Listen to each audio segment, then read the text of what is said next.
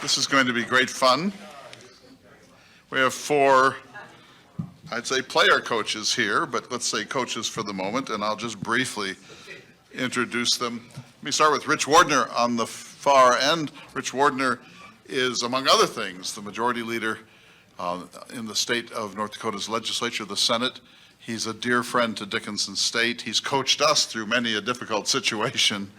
As you'll see when we go over to the Pulver Hall remake, we were there one day last year when things were stalled for a number of reasons, and he said, you know, I think I can coach you through this, but it isn't going to be easy. And you did it with great panache and your usual generosity of spirit.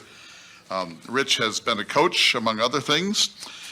He instructed and trained in Mohall, which is north of Minot, North Dakota.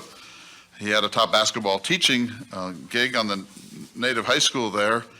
The group placed third at the Class B state tournaments in the first 12 months on his helm.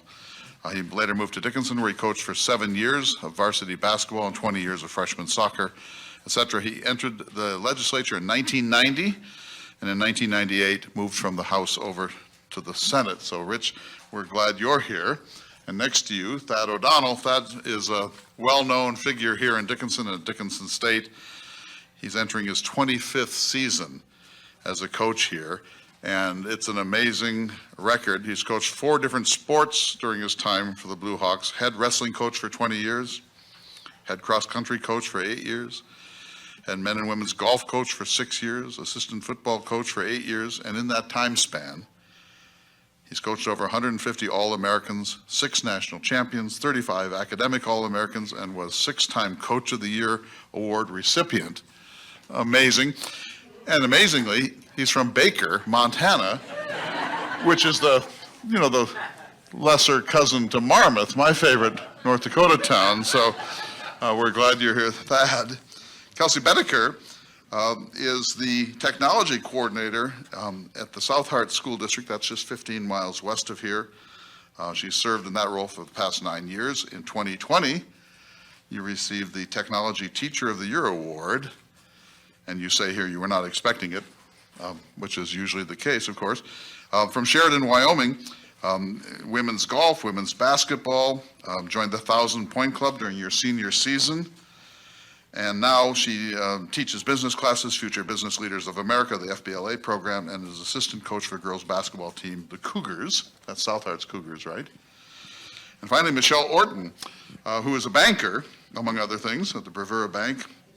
She grew up in a tiny town in southeastern Colorado, so tiny that when she coached the women's basketball team, there were literally only 5 people who turned out. And in some of the games, one of them fouled out, in which case they played with 4. But nevertheless, you had a very successful career doing that. She's now in Dickinson, a banker, serves on a variety of boards, and is part of the Dickinson Public Schools School Board, a thankless task these days, and among other things is married to Ty Orton of the DSU Foundation. Welcome, all of you. So you've been listening to some of this. Theodore Roosevelt loves sport, is an athlete, not a great one, big advocate for the strenuous life, believes in taking physical risks, believed that athletic training and team sports are not just about physical activity, they're about moral development and maturation and social skills and competitiveness and so on. So Michelle, I'll start with you. Pick it up anywhere you want about your own sense of what is the value of team sports and school sports. Thank you. Well, I can start by saying I participated in collegiate sports as well, and I think that's the time that I truly learned that team concept. And I was able to take that on when I became a coach myself. The hard part, you mentioned the small team that I coached. I tried to take that, the way I was coached as a collegiate athlete, to a small group of girls, a team in a small town community, and realized it took me a little bit to learn that you had to change the way you presented that coaching mentality. And so one thing I learned working with these young ladies was the fact that they will do anything if they understand that your attitude is the biggest component. And your attitude will get you very far. And that's something that I tried to teach them. And when they picked that up, that's why when we only had 5 girls, they were able to win even when we ended the game with 4. They were able to work hard, that grit.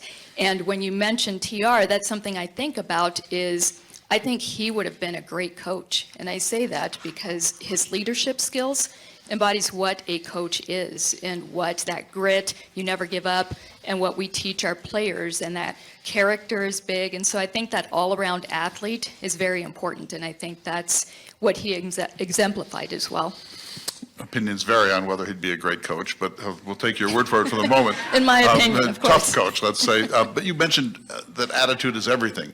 Then how, as a coach, do you handle that? Because that's not like how you dribble or how not to foul. This is a character issue.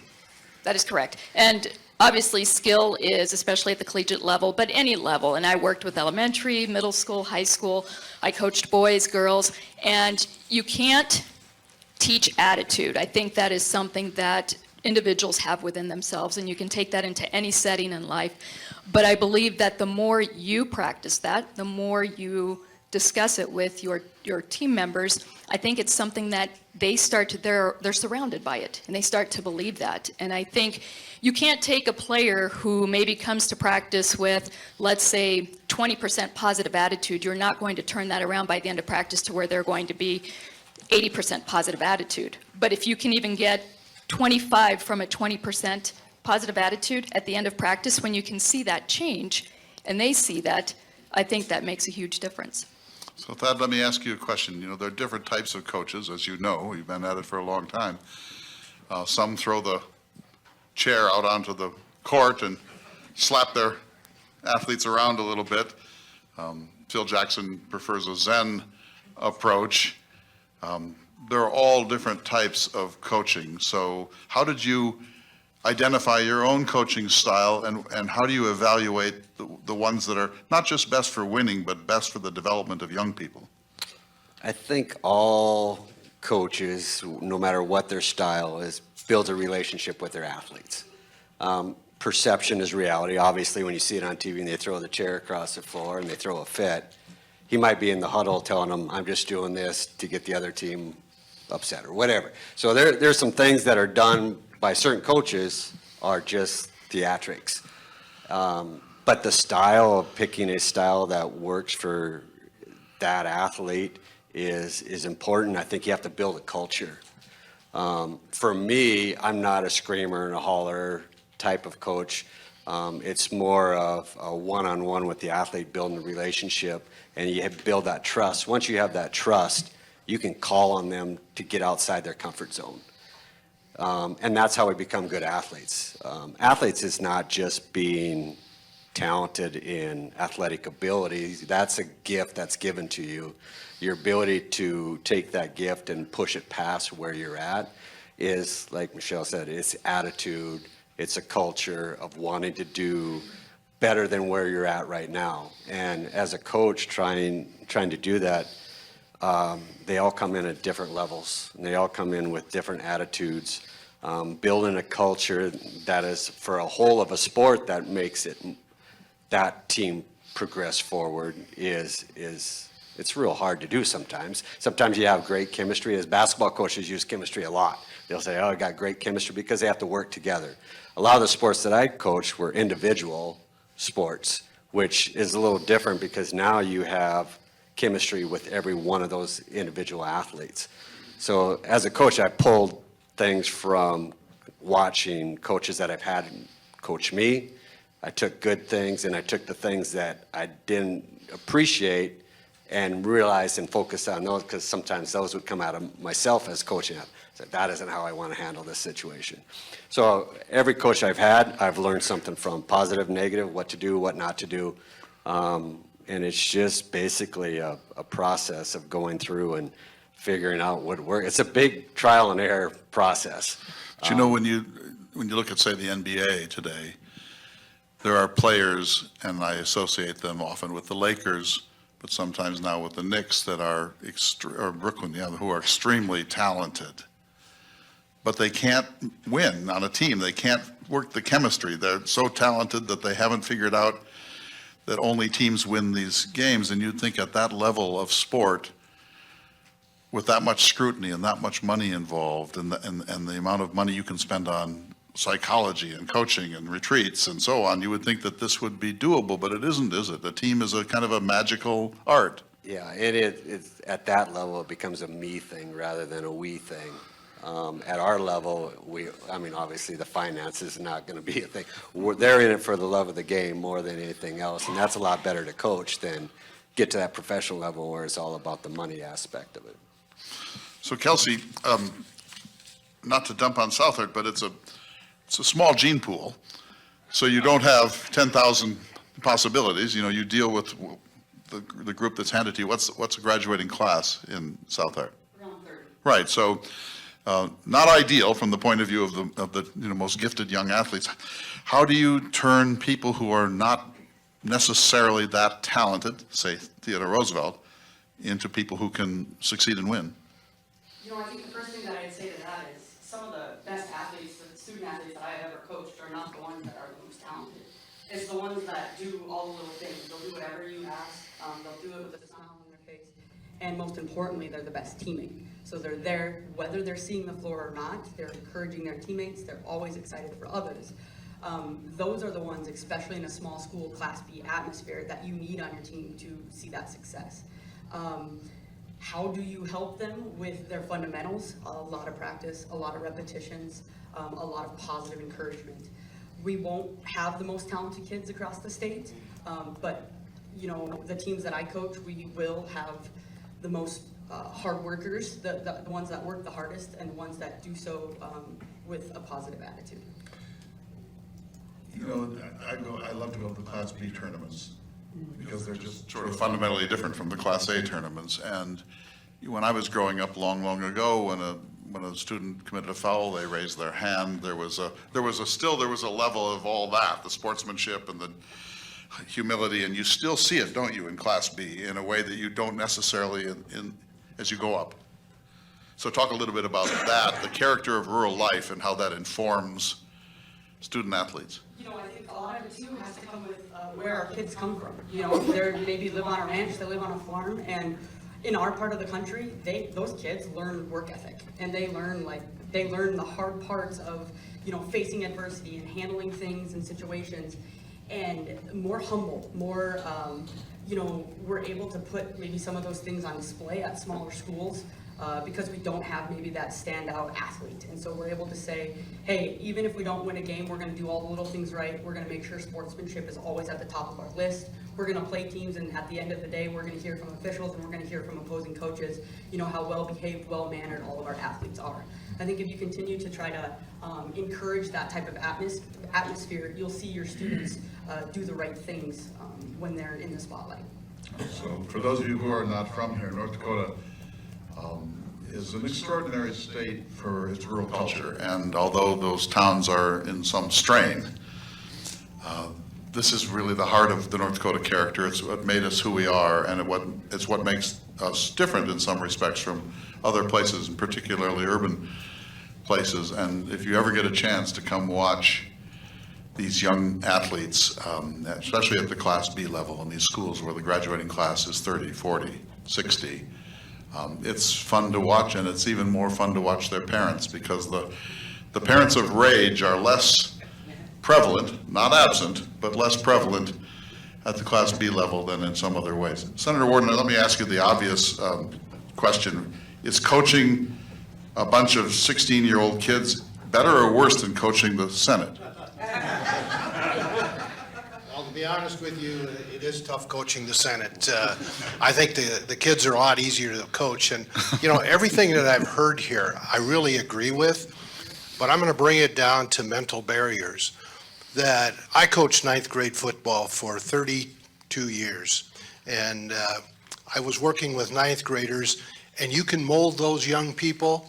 And one of the things that you've got to teach is work ethic. And that's what you were talking about. You're talking about growing up on a farm. Some of those young people know how to work. And they know how to drive through the mental barrier. And when they're needed, They are there to continue to compete to the very end. In my coaching career, one of the worst things you hated is you had to play a team that had individuals like that. They never quit. You never could put them away. And I would like to relate that to Theodore Roosevelt, because I think that's exactly what he was doing from day one, practicing driving through the mental barrier to show people that he could do it. When you talked about here, just previous, and the previous speaker talked about walking for, 10 miles, 10 hours. That's what he was trying to prove.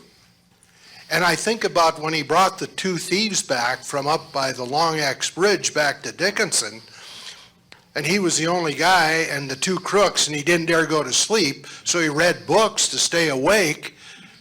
He was driving through the mental barrier.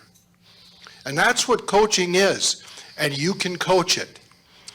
But you have to work with your young people, and you have to encourage.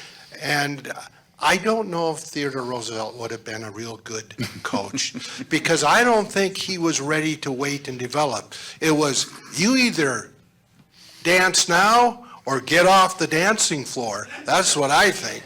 I mean, when he went out there and he took off, you follow or fall by the wayside. But anyway, I really think this boils down to the mental barrier, and that's something, and teaching kids to compete. And some kids you don't have to, because they already have a work ethic, so. I want to that's ask my you a feeling. follow-up question on the mental barrier here, but as to that, of the boat thieves and so on, he wasn't just reading, he was reading Anna Karenina, 8,000-page novel by Tolstoy. So there's another kind of torture right there. Yeah, I think he drove them nuts.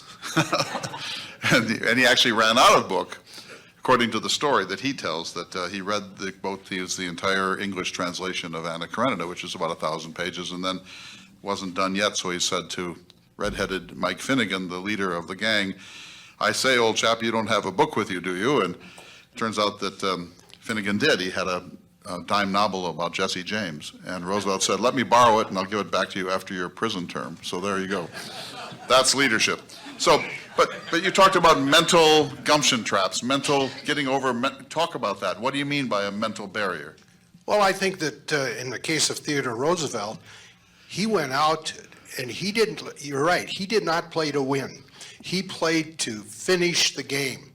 For example, I've started track meets, and I don't care if the kid comes in 35th in the 1,600 meter. Run through the tape. Don't stop 100 yards away from the finish line and then jog, but run through the tape. That's what I admire, and that's what he admired, and that's what he tried to develop in himself, that he could do it. He could, no matter what. And remember what those two thieves, it was cold. He was not in good shape when he got back to Dickinson. He had to put up with a lot of things, but he got through it. And I'll tell you, we can all think of young people, athletes, that they're not very big, they're not very talented. You were talking about that, but they're tough. And it's mental. It's mental. And I think that that's what Roosevelt was striving for, is that he could do it. And no matter how much it hurt or how difficult it was, he was going to fight through that barrier. And when you find an athlete like that, you got a good one. So Michelle, let me ask you about that. So, you look out on these young people and you can kind of assess talent levels, at least at the beginning.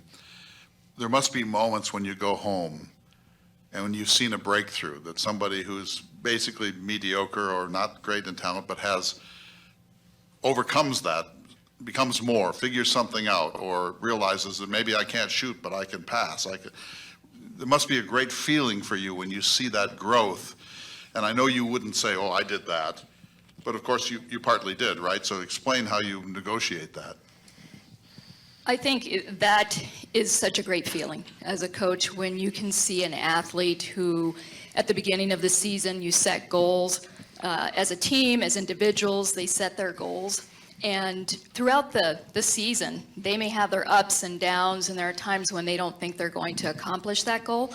But the more you work on that mental aspect, as Rich was saying, and I think Thad had mentioned that there's more to an athlete than just the skills. When you can work on the team building, work on the mental aspect of the game, throughout the season, the more you hit on that, they start to realize what they can accomplish. And so at the end of the day, after a practice or a game, if we beat a team that was going to be very challenging, and maybe in my mind I thought, I don't know if we're going to be able to beat this team, and we accomplished that, it's so rewarding, and you can talk to the entire team about how that was a team effort, and you can point certain people out about, you struggled with your rebounding the previous games, but look what you did tonight. You were able to contribute. You improved your rebounding. You improved your passing.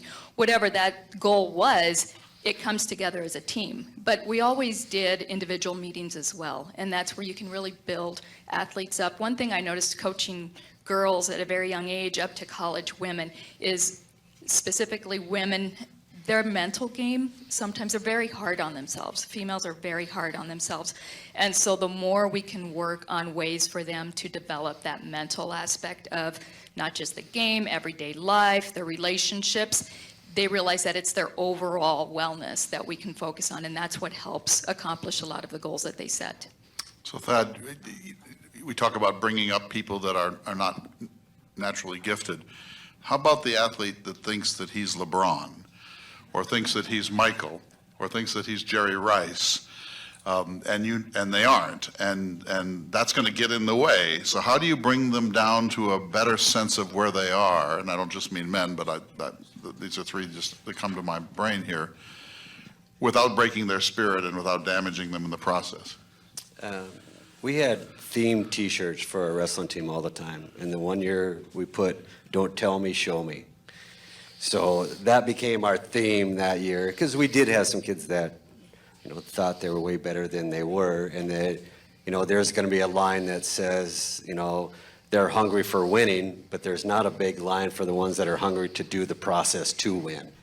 And so when we started doing the steps to what do we want to be successful, and these guys talk about, well, I'm going to do this, I'm going to do that, they're always talking about the end part of it rather than the process. So to get with those guys, it's like you need to love to compete. And I think Roosevelt was that. I mean, he loved to compete. That's the bottom line. It wasn't about the win. And that's where because you're going to run into somebody that's way better than you, no matter how good you are. So you have to truly love to compete. And that's what, like recruiting, that's one of the questions I ask a recruit. It's not how good you are or what you've done. It's do you love to compete? And when we have athletes that come in that have a higher thought process than where they're at, we don't want to bring them down, but in the same token, these are the things that people have done in the past to succeed. Are you doing these things? And some of them, well, I'm just more talented. And that's what happens from high school to college is they come out of Marmouth and they're pretty good coming out of the class of 5, and then they get to the college level and all of a sudden they're not the top dog anymore. Now, a lot of it just naturally happens and we don't really have to say much. They get into practice, they get into that first competition, it's like, oh, everybody's just as good as I am. What's going to separate me from everybody else? And then it's that process. Then that's where we're there to say, and they come in sometimes with tears in their eyes, sometimes mad about where they're at, and then, all right, these are the steps that are going to help you get to where you want to be. And that was not a failed attack on Marmouth?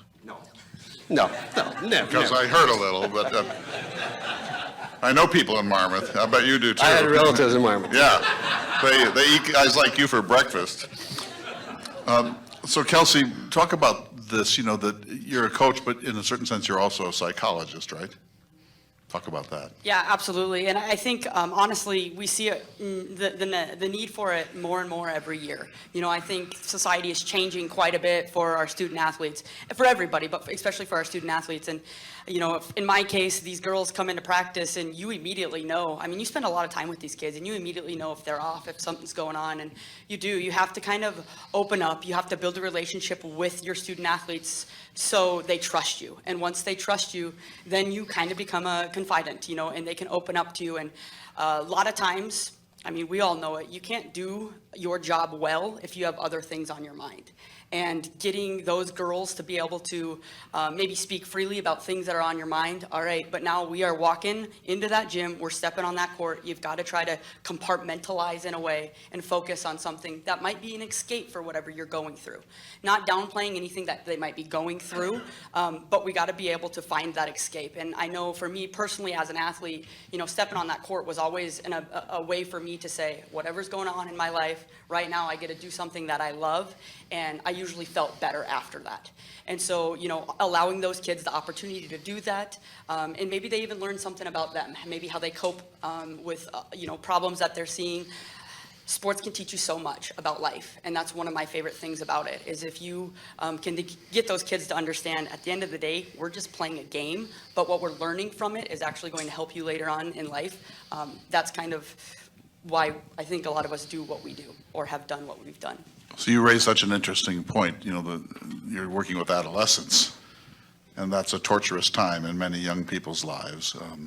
The pressures are always great. Pressures are extremely great now with social media, bullying, the craziness of our pop culture and so on. And you're saying, Kelsey, that sport can be a relief from that and a way to transcend some of that. Yeah, I think it's one of those things that might bring some of these kids back down to earth. You know, it's something that the roots are still there. You got to still come in, like Coach O'Donnell said, you got to put in the work, and that hasn't changed regardless of what's out there on social media. You still have to step into the court or on the field or, you know, on the course, whatever, and you have to get your mental mindset right and focus on what you are trying to be good at, and that's whatever sport or activity that you are focusing on. But it's hard. It's hard for these kids to kind of close out that outside noise. And when they do have a device within 5 feet of them at all times, it's becoming more and more challenging. And so I think Coach Orton said it earlier, but like, being a good example, right? When I'm around them, I don't need to be on my phone. I don't need to be on social media because that's what they're seeing me do. On bus rides, I don't need to be doing that because then they kind of think it's okay. So instead, read a book. Instead, you know, do something else kind of to be a good mentor to those kids to get them away from that as much as we can. So you weren't all able to be with us all day, and I'm sorry for that, but you've heard some of this. And one of the things that Simon Cordery said, which moved the audience pretty deeply, was that sport needs to be kept in its place, that we're talking about education here. We're talking about books and mathematics and maturation, meeting deadlines, learning to write, you know, learning basic skills, becoming a well-rounded, well-educated person. And in so much of our sport today, that gets subordinated, especially at the collegiate level, to the kind of mania that it requires to be a competitive football team or a competitive volleyball team. How do you all handle this? Let's start with you, because you're working at the college level. How do you make sure that these are student athletes, not just athletes who are students? Right, and I think the perception is backwards that is out there. We used to have some of our faculty come to a practice and see what these athletes go through. I mean, we have study table. We are constantly on them about schoolwork. What are you going to do when you're done with school? We know at our level, there's no professional choice afterward. They're getting a job. They're moving forward.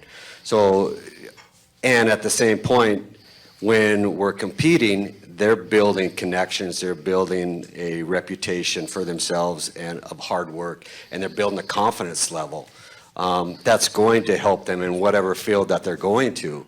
And being able to be involved in that aspect of their education, learning a job nowadays is a lot of times, we'll hire you, we'll teach you on the job. That's the hard skill. The soft skills are the skills that we teach in athletics. The personality, you know, the hard work, your mannerism, your body language, your confidence level, that all comes from sports. It doesn't come from reading a book in mathematics. That is important, and we instill that. All our coaches are, I don't know a coach that doesn't put academics first, but the perception, because of what they see out there, is the other way around. And in reality, there is not a coach out there that does not want that athlete to be intellectual and to be smart and to work hard in the classroom, and we expect it because of the things that we put on them. Student athletes have a higher expectation than a normal student because of the pressures put on them. Now, obviously, like every other thing, we have some that are on the low end too that we have to try to put in. We, as coaches, probably spend 90% on our lower end athletes. Hey, you need to go to class. This is important. You need to get education. What are you going to do 5 years from now? What are you going to do 10 years from now? So that is a very important part of our process and our programs, and I think we really push it to do that. And on the other side, we still need to compete. We still need to put a team out there that is going to be competitive, and so that takes a balancing act. And I think it's a tough thing, and it puts a lot of pressure on the athlete.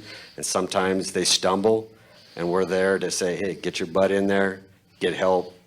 You know, what do we want to do? And they change their mind in their major twice before they graduate. So it's one of those things that it's a lot of academic stuff. Rich, I see you nodding. Well, I agree with him, and when you talk about sports, another word is adversity, being able to get through adversity. Remember that all of these young people, whether they're in junior high, high school, or college, most of them are going to go out into the workforce. That's our main objective, and that's what Theodore Roosevelt was headed for, to be able to be good citizens, to be able to handle adversity in life. Now, Ryan Taylor is sitting in the back here. We served together in the Senate, and he will agree. He was a leader too. We have legislators, when they lose their first bill, they mope around for a couple of weeks, and you got to call them in and say, look, sometimes it takes 2 or 3 sessions before you get some of these things done. You got to pump them up. You got to motivate them a little bit and say, hey, the sun will come up tomorrow. But as we look at Theodore Roosevelt and what he was doing, he knew how to get through adversity. He knew how. And that's one of the things we need to teach our young people. It's not that as they're out there on the athletic field, they learn to drive through adversity, get through that mental barrier, because guess what? They're going to need it when they get out of school. Rich, you win the Reference to Theodore Roosevelt Award here. This is great. You've been coming to our events and you've taken the lead in this, and we so appreciate your grounding of all this. Questions for any or all of our panel? Yes, here. Hi, thanks.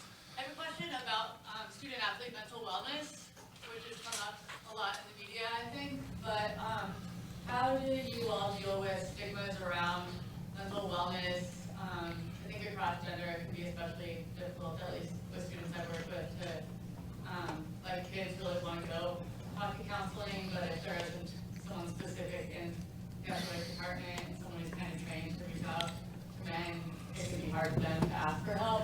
And also with women, I think just whether it's with Katie Meyer, Stanford, or like there's a higher suicide rate among men football players. So how do we reach these kids, and what's the role of the coach? Yeah, talk about mental wellness, counseling, especially gender distinctions in mental wellness and so on.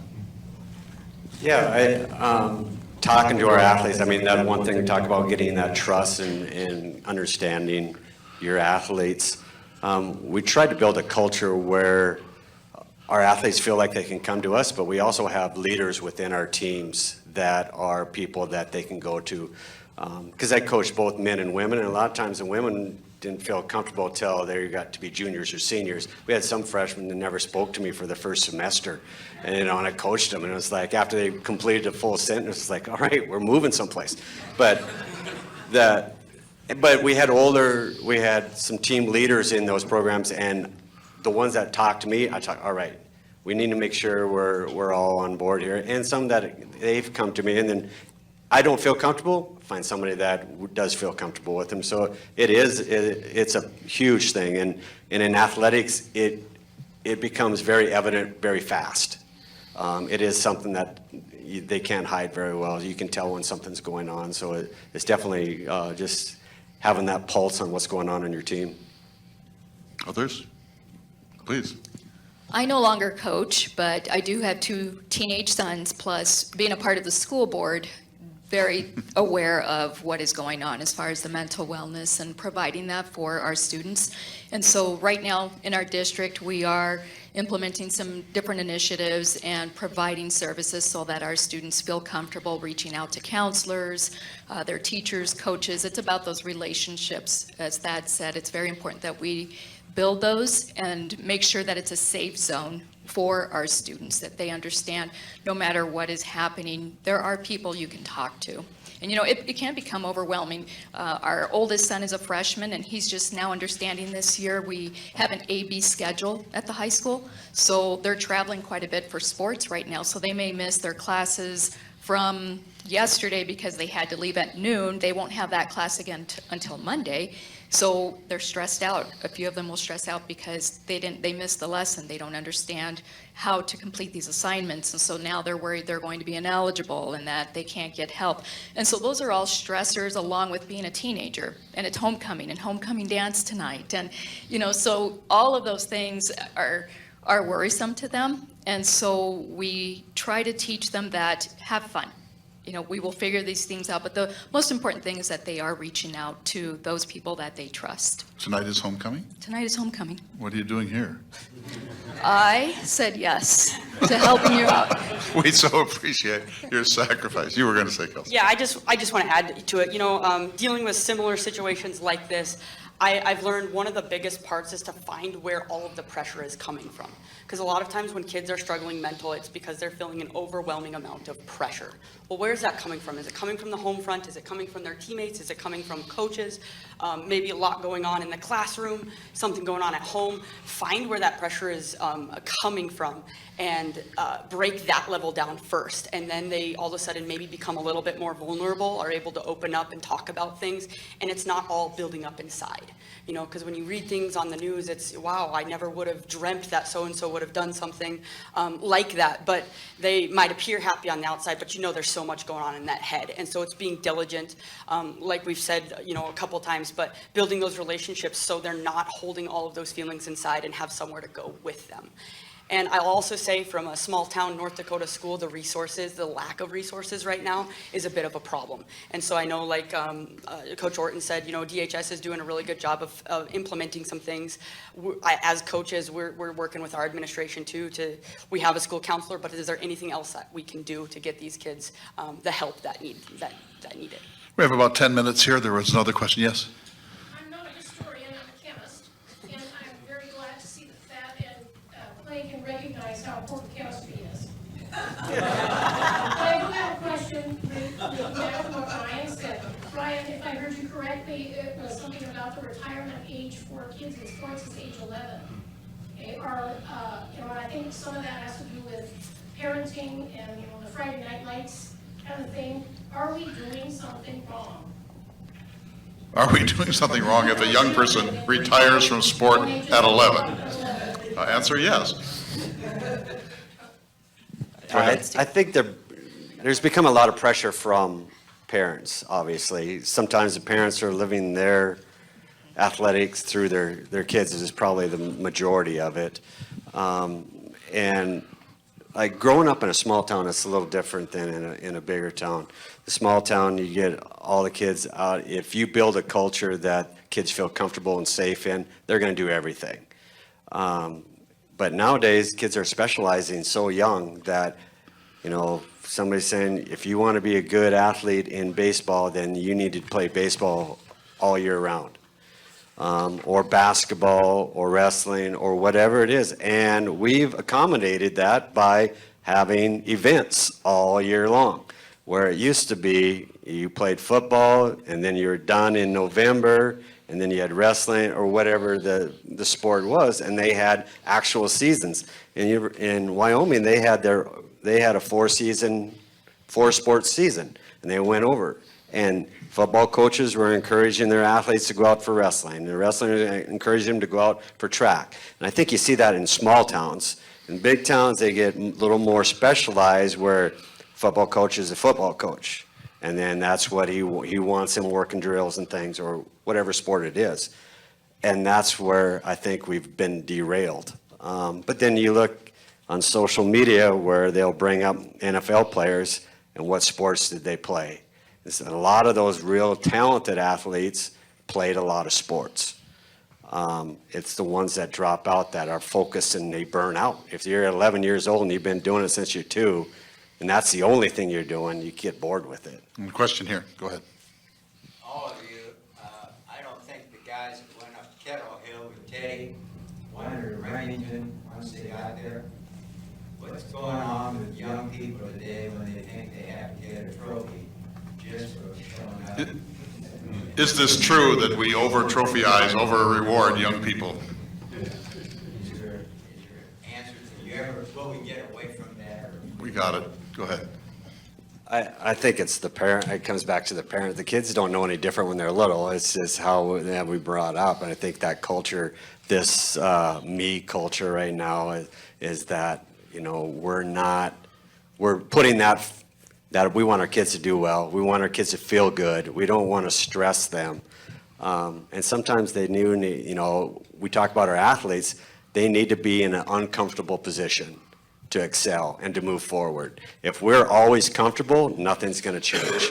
So to put athletes into an uncomfortable position, it's tough as a parent. I had kids that were athletes, and it was tough to see my children in that stress situation, but I knew it was better for them in the long run than to make myself feel better and then pat them on the back and say, oh, it's okay, you don't need to do that.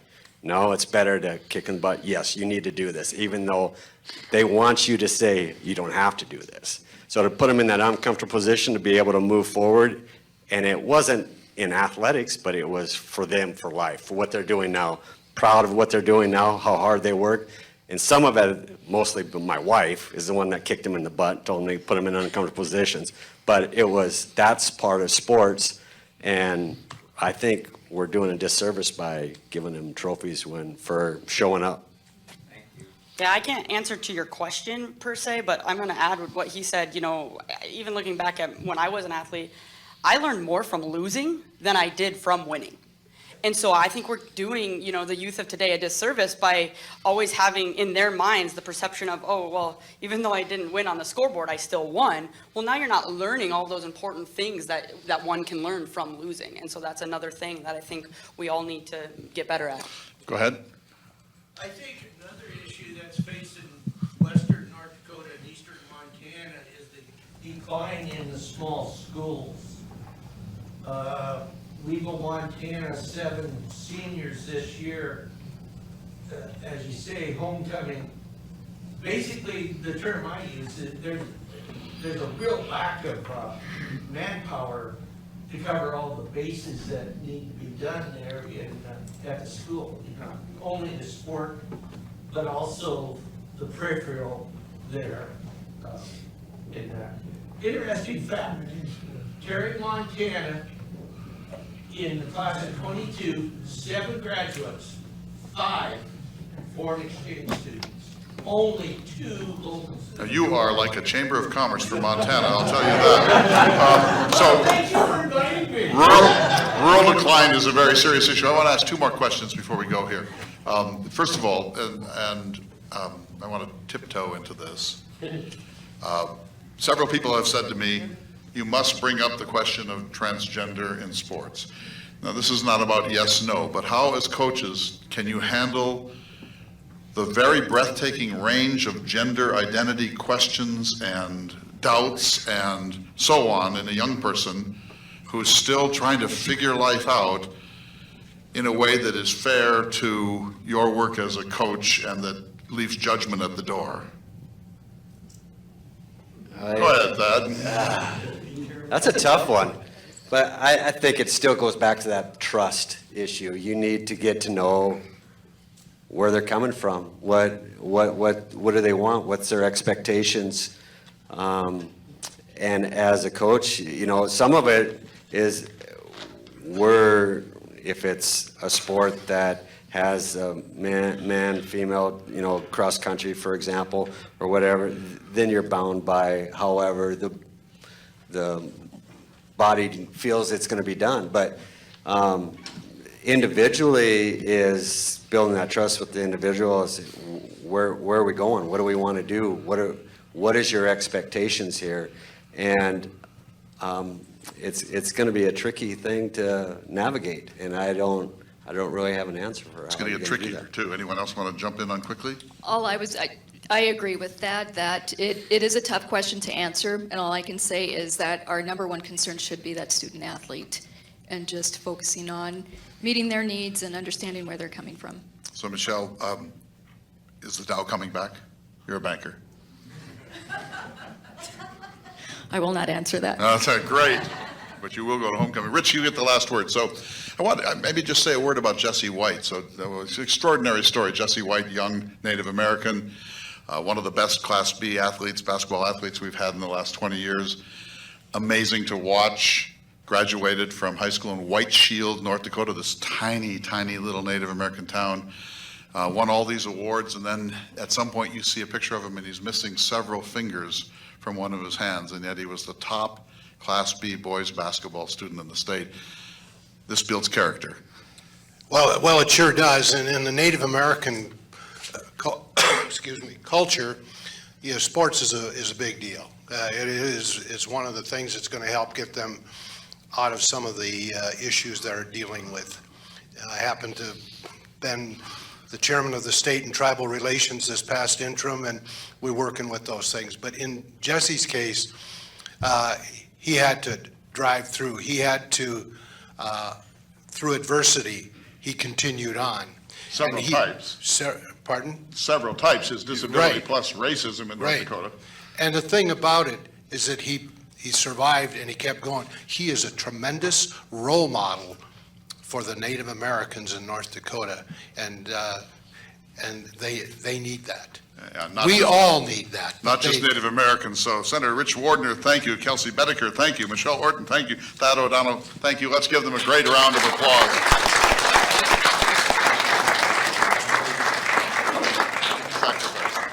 All right, so, Mr. President.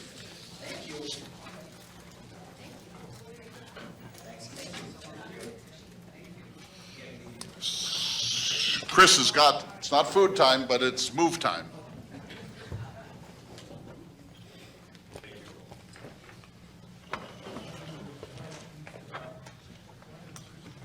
So a quick moment of your time. We're moving in a couple of different directions. First, there's an opportunity to have a book signing immediately out the door.